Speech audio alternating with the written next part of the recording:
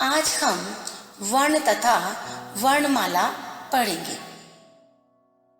बच्चों, चिंटू की मम्मी उसे लोरी सुना रही है। क्या आपकी माँ भी आपको लोरी सुनाती है? कैसे सुनाती है? चंदा मामा दूर के, इसी तरीके से वो आपको लोरी सुनाती होंगी। जब हम कुछ बोलते हैं तो हमारे मुंह से अनेक ध्वनियां निकलती हैं।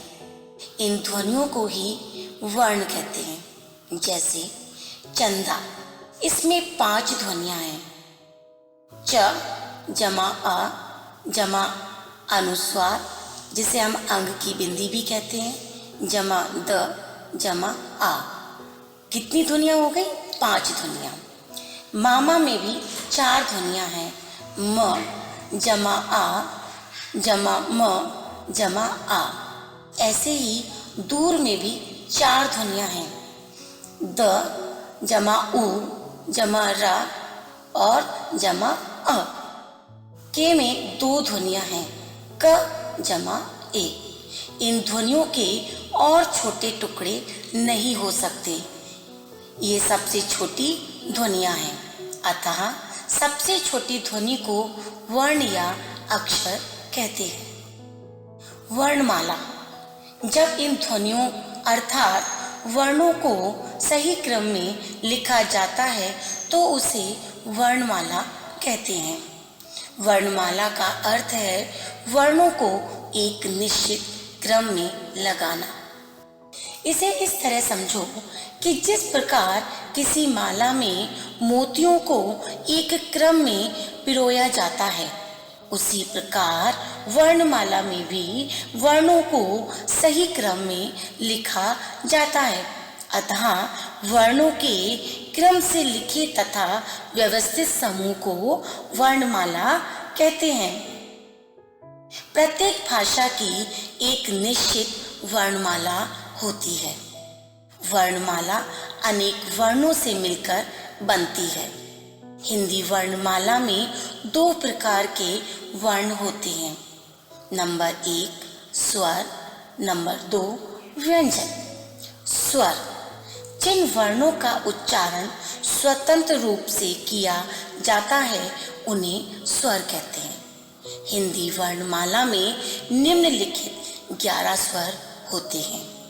अ आ इ ई उ ऊ री ए ऐ ओ औ।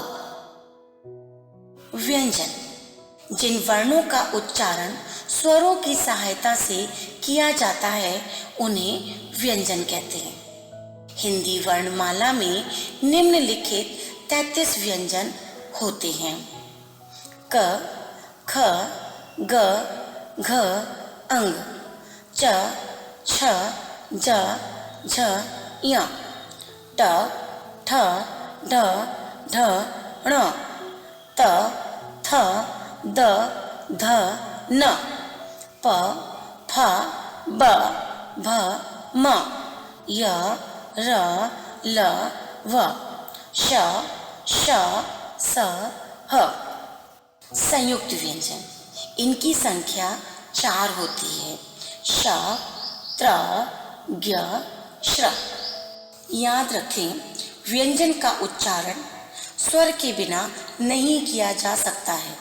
जैसे क का उच्चारण तब तक नहीं होगा जब तक उसमें कोई स्वर ना मिले। जैसे क प्लस अ बराबर क। जब व्यंजन को बिना किसी स्वर के प्रयोग किया जाता है तो उसके नीचे एक रेखा खींच देते हैं। इसे हलंत कहते हैं। जैसे क ख ग घ। यह भी जानिए, जो कि आप अपनी नई कक्षा में पढ़ेंगे। अयोबा, ये ना तो स्वर होते हैं और ना ही व्यंजन। इन्हें केवल चिन्हों के द्वारा प्रकट किया जाता है। ये 3 होते हैं। अनुस्वार, अनुस्वार को एक बिंदु के रूप में शब्द के ऊपर लगाया जाता है। जैसे हंस।